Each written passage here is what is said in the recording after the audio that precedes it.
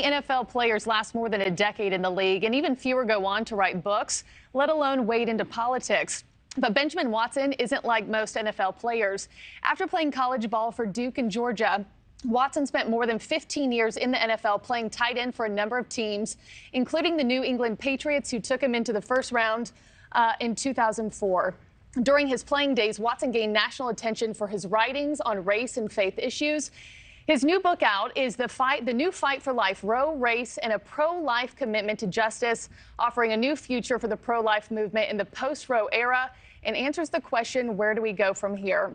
And Benjamin Watson joins us now. Benjamin, good to have you on the show. Thanks.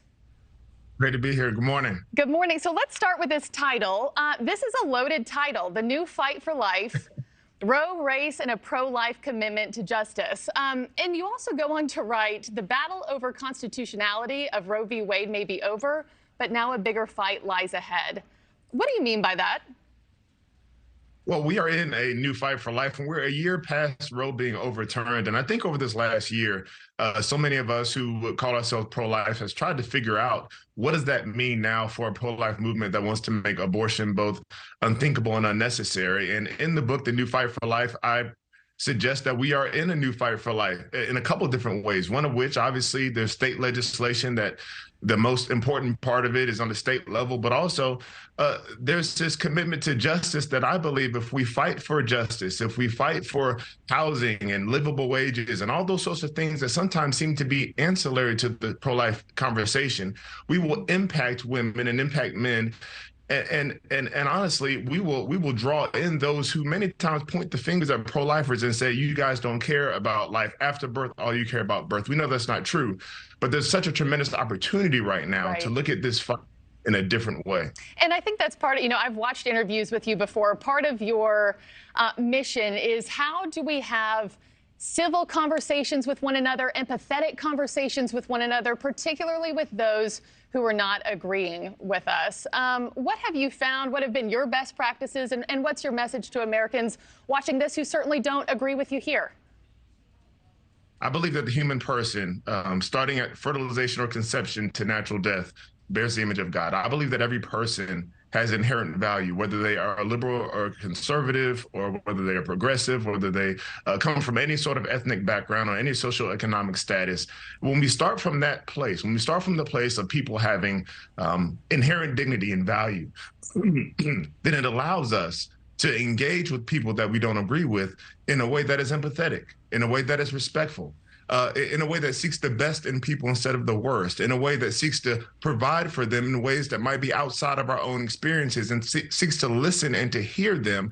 And what happens so often, especially in this conversation, because it is so emotionally charged, and it should be, we're talking about life, but what happens so often is we name call, we diminish, we denigrate, we don't listen, and therefore we're unable to see the humanity, not only of the preborn child, but of the mother, of fathers, of families, and of communities in general. Yeah, I like the saying, we have two ears and one mouth for a reason. We're supposed to be listening more.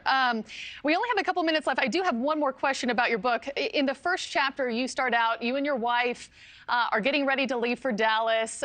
You're waiting for the babysitter for the 7 kids, and then you see on your phone that Roe has been overturned. Did you have a goal to write about this before that day came, or was that the catalyst for you?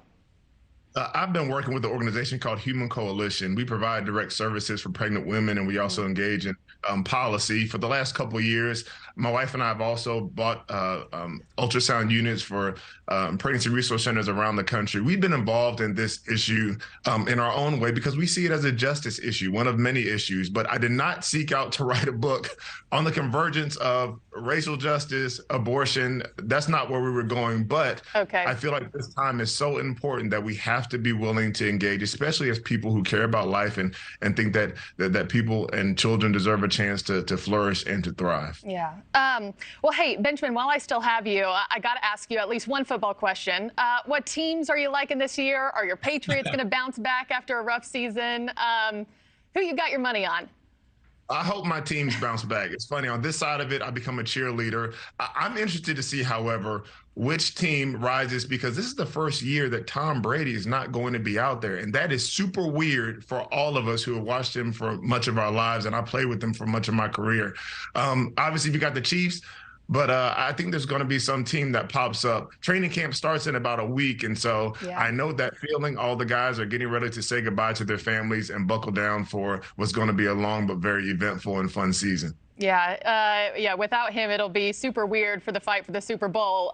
Benjamin Watson, congrats on the new book, and thanks for joining us on the show. Appreciate it. Thank you for having me. Thank you for watching. Go to newsnationnow.com to find NewsNation on your television provider. And don't forget to click the red subscribe button below to get more of NewsNation's fact-driven, unbiased coverage.